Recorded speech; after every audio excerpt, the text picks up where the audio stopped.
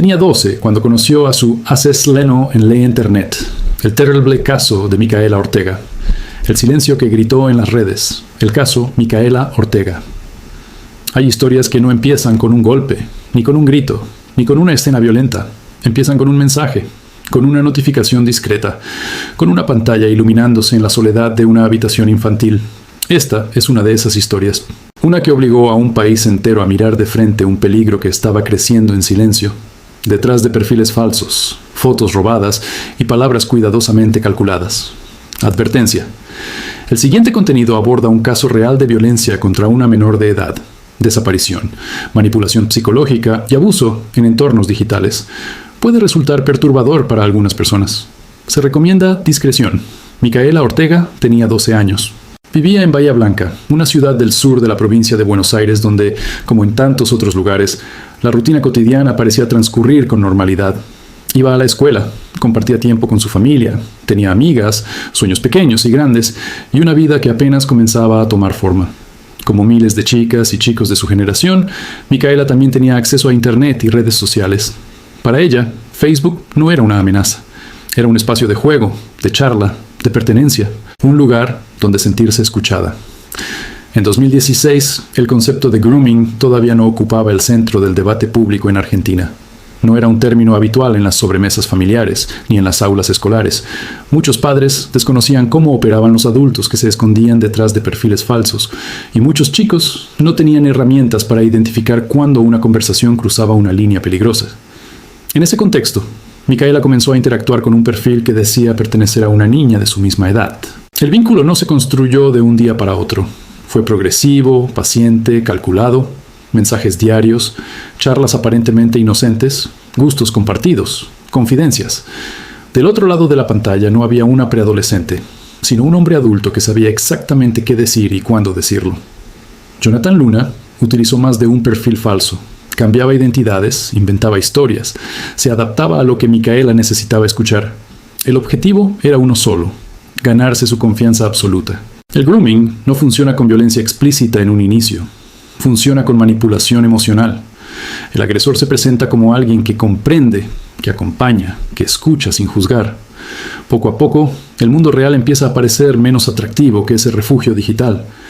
Las advertencias de los adultos pierden peso frente a la voz constante que llega desde el celular. En ese proceso, la víctima va quedando aislada, aunque nadie alrededor lo note todavía. Micaela no le contó a su familia lo que estaba ocurriendo. No porque no confiara en ellos, sino porque muchas veces el grooming se apoya justamente en el secreto, en la idea de que nadie más lo entendería, de que esto es solo nuestro, de que, si lo cuentas, todo se arruina. Así, el agresor se convierte en el centro emocional de la víctima, mientras prepara el siguiente paso. El sábado 23 de abril de 2016, algo cambió. Micaela salió de su casa luego de dejar una carta. No fue una salida impulsiva ni caótica. Fue una decisión pensada, inducida, construida durante semanas. En su mente no estaba escapando hacia el peligro, sino yendo a encontrarse con alguien en quien confiaba. Esa es una de las caras más crueles del grooming. La víctima no huye. Camina hacia la trampa convencida de que va a un lugar seguro. Cuando su familia advirtió que no regresaba, comenzó la angustia. Las horas pasaban y Micaela no aparecía. Las primeras búsquedas estuvieron marcadas por la esperanza. Amigos, vecinos, conocidos recorriendo calles, preguntando, llamando. En esos momentos iniciales, todavía nadie imaginaba la magnitud de lo que se estaba gestando detrás de esa desaparición. La denuncia fue realizada y el caso empezó a tomar estado público. Bahía Blanca se movilizó. Volantes con su rostro comenzaron a circular. Las redes sociales, las mismas que habían sido utilizadas para captarla, ahora se convertían en una herramienta desesperada para encontrarla. Cada hora sin noticias aumentaba la preocupación. Cada día sumaba una capa más de incertidumbre. Mientras tanto, la investigación avanzaba lentamente, como ocurre muchas veces cuando no hay testigos directos ni pistas claras. Se revisaron cámaras de seguridad. Se reconstruyeron recorridos posibles. Se analizó el contenido de la carta que había dejado. Y de a poco, una línea de investigación empezó a cobrar fuerza: el mundo digital. Los investigadores comenzaron a revisar las cuentas de redes sociales de Micaela. Allí aparecieron los perfiles sospechosos. Nombres que no coincidían. Fotos que parecían sacadas de otros lugares. Historias que no cerraban. Lo que para una niña de 12 años había sido una amistad virtual, para los peritos se transformó en una red de engaños cuidadosamente tejida. El caso empezó a cambiar de tono. Ya no se hablaba solo de una desaparición, se hablaba de manipulación, de contacto previo, de una posible cita pactada. El miedo se volvió más concreto. La familia de Micaela pasó de la angustia a la desesperación. Cada dato nuevo abría más preguntas que respuestas. Jonathan Luna no era un desconocido absoluto para el sistema. Su nombre comenzó a aparecer vinculado a los perfiles falsos. La reconstrucción de sus movimientos digitales permitió establecer patrones. No se trataba de un error aislado ni de un contacto casual. Era un adulto que había dedicado tiempo y energía a crear identidades falsas para acercarse a una menor. Durante esos días, el caso de Micaela comenzó a sacudir a la opinión pública argentina. Programas de televisión, radios y portales digitales hablaban de ella. Pero más allá de la cobertura mediática, lo que emergía era una sensación colectiva de vulnerabilidad. Si esto había ocurrido en una familia común, en una ciudad común, podía ocurrir en cualquier lugar. Las marchas y cadenas de oración se multiplicaron. Las escuelas hablaron del tema. Los padres revisaron celulares con una mezcla de miedo y culpa. Muchos se preguntaron cómo no habían visto antes las señales, aunque la realidad es que el grooming está diseñado justamente para pasar desapercibido. La investigación seguía su curso, con avances y retrocesos. Cada pista debía ser confirmada, cada testimonio analizado con cautela. En paralelo, el nombre de Micaela se transformaba en un símbolo. Ya no era solo una niña desaparecida, era el rostro de una problemática que había sido subestimada durante años.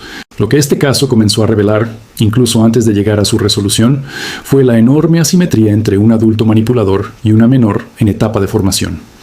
También dejó en evidencia la falta de educación digital, la ausencia de protocolos claros y la necesidad urgente de hablar del tema sin eufemismos. Nada de esto era visible en el momento en que Micaela leyó aquel primer mensaje en Facebook. Nada de esto estaba en su horizonte cuando creyó haber encontrado una amiga. Y sin embargo, cada uno de esos elementos ya estaba en juego. La historia aún no había llegado a su punto más oscuro. La búsqueda continuaba, las preguntas se acumulaban. El país entero esperaba respuestas, y lo que estaba por conocerse no solo marcaría para siempre a una familia, sino que cambiaría la forma en que una sociedad miraría el peligro escondido detrás de una pantalla. Aquí se detiene esta primera parte. No porque la historia haya terminado, sino porque lo que viene exige ser contado con el peso, el contexto y la responsabilidad que merece. La segunda parte abordará el avance definitivo de la investigación, las consecuencias judiciales y el impacto profundo que este caso dejó en la legislación y en la conciencia colectiva. La investigación entró en una etapa decisiva cuando los peritajes digitales comenzaron a cerrar el círculo. Los perfiles falsos no eran solo una sospecha, eran una evidencia concreta de una manipulación sostenida en el tiempo. Las conversaciones recuperadas mostraban un vínculo cuidadosamente construido, con un lenguaje adaptado a la edad de Micaela, con referencias a la escuela, a gustos musicales, a conflictos típicos de la adolescencia temprana.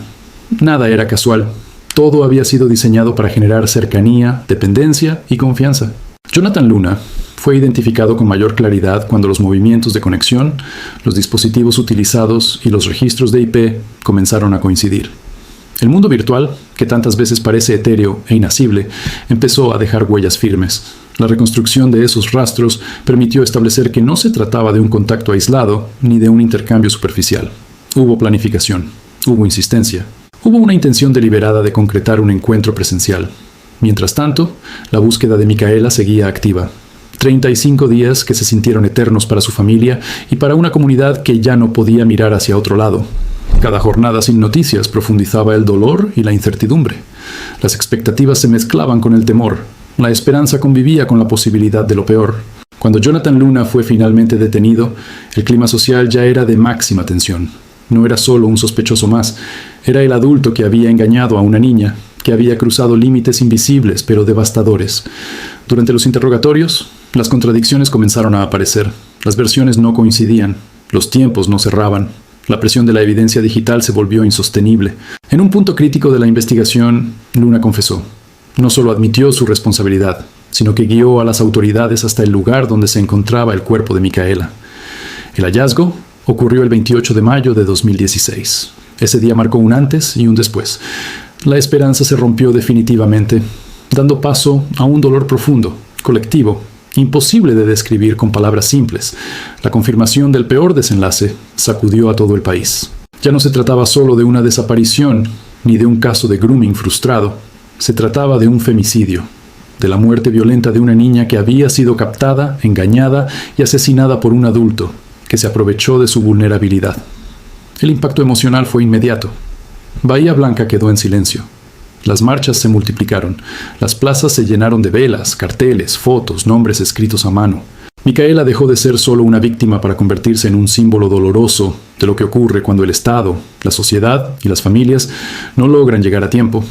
El proceso judicial avanzó con una atención pública sin precedentes. El juicio se convirtió en un espacio donde no solo se buscaba una condena, sino también una explicación. Se analizaron los mensajes, las estrategias de manipulación, los tiempos, las decisiones. Cada detalle revelaba con crudeza cómo funciona el grooming desde adentro, cómo el agresor construye un vínculo ficticio que termina siendo letal. En octubre de 2017, Jonathan Luna fue condenado a prisión perpetua. La sentencia lo declaró culpable de homicidio agravado por violencia de género y por haber sido cometido para ocultar otro delito. No fue una condena simbólica. Fue una respuesta judicial firme que reconoció la gravedad extrema del crimen y el contexto de abuso y manipulación previa. Sin embargo, la condena no cerró la herida. Ninguna sentencia puede devolver una vida. Ninguna pena alcanza para reparar la ausencia. Pero lo que ocurrió después del fallo judicial marcó un punto de inflexión en la historia reciente de Argentina y de América Latina en relación con el grooming. El caso de Micaela Ortega expuso una deuda enorme: la falta de educación digital, la ausencia de programas de prevención sistemáticos, el desconocimiento generalizado sobre cómo operan los abusadores en línea. Ese vacío comenzó a ser señalado con nombre y apellido. A partir de este caso, se impulsó la creación del Programa Nacional de Prevención y Concientización del Grooming, establecido por la Ley 27.590, conocida como Ley Micaela Ortega. No fue un gesto simbólico. Fue el reconocimiento institucional de que lo ocurrido no podía repetirse sin consecuencias estructurales.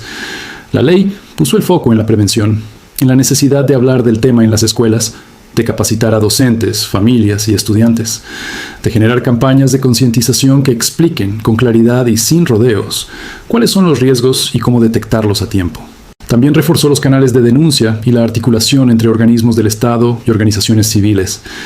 El nombre de Micaela quedó asociado para siempre a una transformación dolorosa pero necesaria. Su historia pasó a ser una advertencia permanente, un recordatorio de que el peligro no siempre viene con rostro amenazante, sino con palabras amables y perfiles cuidadosamente diseñados. A nivel social, el impacto fue profundo. Muchas familias comenzaron a hablar de lo que antes se evitaba. Las conversaciones incómodas se volvieron imprescindibles. Padres y madres empezaron a preguntar más, a escuchar más, a desconfiar de los silencios prolongados y de los cambios bruscos de conducta. No por paranoia, sino por conciencia. El caso también obligó a revisar la relación de los niños y adolescentes con la tecnología. No desde la prohibición absoluta, sino desde el acompañamiento real. Entender que el acceso a redes sociales sin orientación ni límites claros puede convertirse en un terreno fértil para el abuso. Micaela Ortega no eligió convertirse en un símbolo, no eligió que su nombre fuera pronunciado en leyes, marchas y documentales, pero su historia dejó una marca imborrable. Mostró con crudeza que el grooming no es una amenaza abstracta, sino una realidad concreta que puede terminar de la peor manera. Hoy, cada vez que se habla de prevención del acoso digital, su nombre aparece. Cada campaña, cada charla, cada advertencia lleva implícita la memoria de lo que ocurrió. No como morbo, sino como responsabilidad. Este documental no busca explotar el dolor ni repetir el horror. Busca comprender, busca advertir, busca aportar memoria. Porque olvidar sería permitir que la historia se repita. Si este contenido te conmovió, te informó o te ayudó a entender mejor una problemática que sigue vigente, te invitamos a apoyar este trabajo. Dale like a este video, compártelo para que llegue a más personas y suscríbete a nuestro canal. Tu apoyo nos permite seguir creando contenidos que informan, concientizan y mantienen viva la memoria de historias que no deben volver a repetirse.